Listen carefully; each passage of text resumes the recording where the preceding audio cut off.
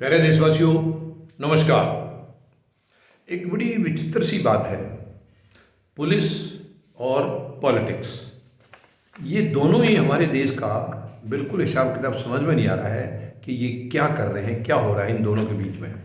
यानी पूरे देश की बर्बादी का अगर कोई कारण है तो ये नेक्सस है। ये पुलिस और पॉलिटिक्स का जो नेक्सस है, इससे देश बर्बाद हो रहा है। आए दिन अलग अलग कोई, क्योंकि इनके ना कोई नियम है, ना नीति है, कोई ना सरकारों की है ना। अब देखिए, मुंबई के जो पुलिस कमिश्नर थे पहले, परमवीर सिंह, उनका जग जाहिर है काफ़ी कई महीनों से टेंशन चल रही है। कुछ वहाँ पर जैसे वहाँ के गृह मंत्री थे, वो भी पद से हटाए जा चुके हैं, उनकी भी इंक्वायरी चल रही है, वो भी खुद इसके शिकार हैं।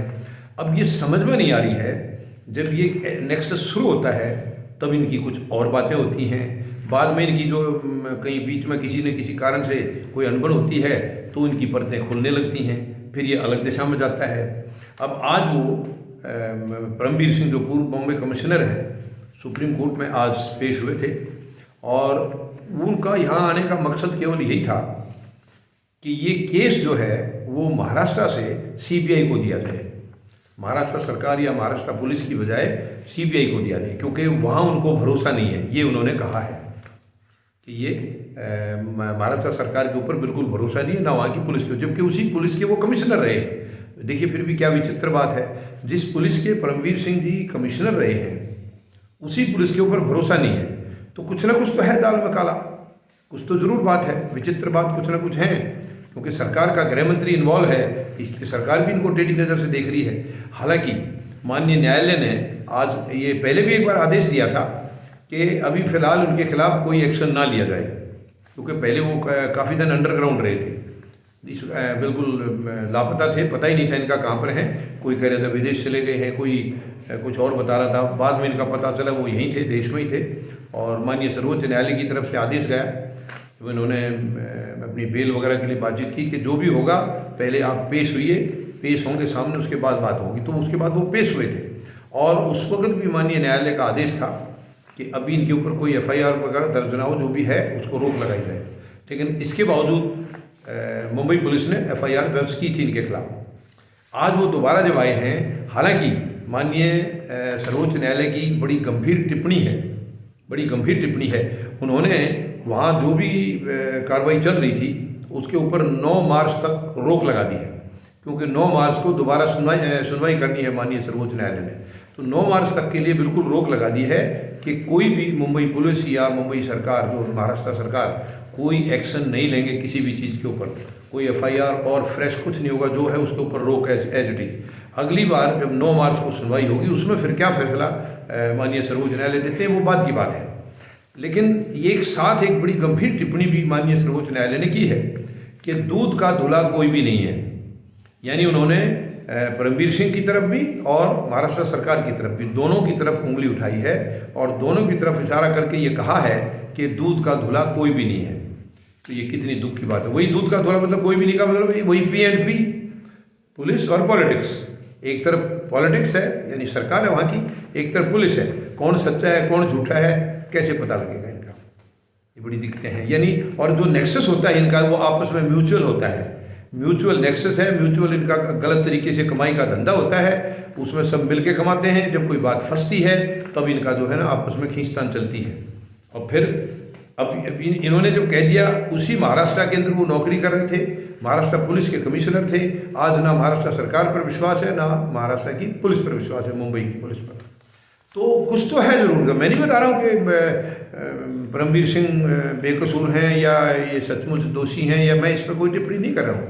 ये माननीय सर्वोच्च न्यायालय इनको देख रहे हैं केस को, ये वहाँ से पता लगेगा। लेकिन मैं एक माहौल बता रहा हूँ, जनरल माहौल देश के अंदर। पुलिस और पॉलिटिक्स दोनों मिलकर देश को बर्बाद कर रहे हैं, अपने हितों की रक्षा कर रहे हैं और देश को बर्बाद कर रहे हैं। और जब इनकी अनबन होती है उसका भी तो देश के ऊपर असर आता है, देश की जनता के ऊपर उसका भी असर आता है। तो ये बड़ी दुख की बात है। ये इनके ऊपर भी मैं माननीय सर्वोच्च न्यायालय से अपील करूंगा कि ना कोई पुलिस अपने आप में कोई सुधार करेगी, ना ही पॉलिटिक्स कभी अपने आप में सुधार करेगी, क्योंकि ये अपने आप को बॉस समझते हैं। पॉलिटिक्स तो बिल्कुल ये मानती है कि देश के मालिक हैं वो लोग, वो एक बार चले गए, शासन में आ गए, कुर्सी पर बैठ गए, तो वो आजीवन हैं। वो अपने आप को यही समझते हैं कि वो आजीवन हैं और वो इसी चीज़ के लिए बने हैं, उनको कोई हटाने वाला है ही नहीं। वो मालिक हैं देश के। कभी उन्होंने देश से नीचे अपने आप को माना ही नहीं है, वो अपने आप को देश से ऊपर मानते हैं। ये दुखद है, यही दर्द की बात है। तो मैं माननीय सर्वोच्च न्यायालय से अपील करूँगा कि ऐसा कोई नियम बनाया जाए, नियम कायदा कानून ऐसा बनाया जाए, कुछ ऐसी इनके ऊपर पाबंदियाँ लगें, पॉलिटिक्स वालों के ऊपर भी और पुलिस के ऊपर भी, कि वो संविधान की जो दायरा है उससे बाहर ना जाएं, कानून के दायरे से बाहर ना जाएं। आज कानून की धज्जियाँ उड़ रही हैं, कानून का कोई मतलब नहीं है। कानून केवल आम इंसान के लिए बना है, उन्हीं के लिए बना है और उन्हीं के ऊपर लागू होता है। किसी राजनीति वाले के लिए ना कानून है और ना ही उनके ऊपर कभी लागू होता है। उनके लिए कानून है नहीं, वो कानून से ऊपर है। वो अपने आप को कानून से ऊपर मानते हैं, देश से ऊपर मानते हैं, संविधान से ऊपर मानते हैं। ये शर्म की बात है। सबसे ज़्यादा धज्जियाँ उड़ाते हैं वही कानून की। सबसे ज़्यादा गलत काम राजनीति वाले करते हैं या पुलिस करती है। आम इंसान क्या करेगा, क्या है उसके हाथ में? लेकिन सबसे ज़्यादा धज्जियाँ वो उड़ाएंगे और सबसे ज़्यादा ऐश आराम वही करते हैं इन कानूनों की आड़ में। और जो एक बार चुन लिए जाते हैं विधायक या सांसद, उसके बाद तो वो माननीय हो जाते हैं। उनके लिए तो कई चीज़ें वैसे रियायत मिल जाती हैं। और आधे लोग तो आज राजनीति में केवल इसलिए आ रहे हैं कि उनका रिकॉर्ड ख़राब है, करप्शन है या भ्रष्टाचार है या कुछ और भी है, तो वो उनको एक संरक्षण मिल जाए विधायक या सांसद बनने से। ऐसे भी लोग हैं, बहुत सारे लोग ऐसे हैं। आज मेजोरिटी ऐसे लोगों की है कि वो अपने आप को सेफ समझ करके, हेवन समझ करके वो विधानसभा या संसद में आते हैं ताकि इनके हितों की रक्षा होती रहे।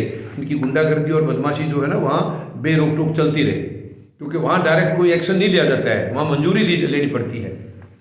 विधानसभा स्पीकर या लोकसभा स्पीकर से मंजूरी लेनी पड़ती है। वो मंजूरी देंगे नहीं, क्योंकि ये मिली भगत है ये सब। ये तो बड़ा दुखद है। ये मुझे बड़ा तकलीफ हो रही है, दर्द हो रहा है ये चीज़ें कहते हुए कि देश का माहौल आखिर क्या होता जा रहा है, देश को कहाँ ले जा रहे हैं। ये बहुत पीड़ा की बात है, बहुत ही तकलीफ की बात है। मैं उम्मीद लगाऊंगा माननीय सर्वोच्च न्यायालय इसके ऊपर कोई ना कोई ऐसा फैसला करेंगे, कोई ऐसा रास्ता निकालेंगे जिससे कि सबके ऊपर चाबुक लग सके, सबके ऊपर एक कंट्रोल किया जा सके। आज राजनीति वाला कोई कंट्रोल में नहीं है। राजनीति वाले के कंट्रोल में पुलिस है, जनता की तरफ से दोनों ही किसी किस्म के नहीं है, दोनों बेकार हैं। ना जनता को पॉलिटिक्स से कोई फायदा होता है, ना ही पुलिस से। आपस में इनके नेक्सस हैं, आपस में ये लड़ेंगे और आपस में ये कमाएंगे। सब मिली भगत इन्हीं की है। तो केवल एक ही रास्ता है, माननीय सर्वोच्च न्यायालय इसके ऊपर संविधान के दायरे के मुताबिक इनके ऊपर कोई ऐसी कार्रवाई की जाए ताकि वो अपने दायरे से बाहर ना जाएं, अपने आप को कानून से बड़ा ना समझें, अपने आप को देश से बड़ा ना समझें और देश हित में वो संविधान के दायरे में रह करके अपने फ़र्ज को निभाएं। और उसके दायरे में रह करके भी अगर वो गलत करते हैं तो उनको भी सज़ा उसी तरीके से होनी चाहिए जो एक आम इंसान को होती है। वो कानून से बड़े नहीं है। उम्मीद है माननीय सर्वोच्च न्यायालय ज़रूर इसके ऊपर कुछ गौर करेंगे और इस माहौल को, जो ये बिल्कुल गंदा होता जा रहा है, इस माहौल को सुधारने में ज़रूर माननीय सर्वोच्च न्यायालय की पहल से कुछ ज़रूर फायदा होगा। धन्यवाद। जय जवान, जय किसान, जय हिंद।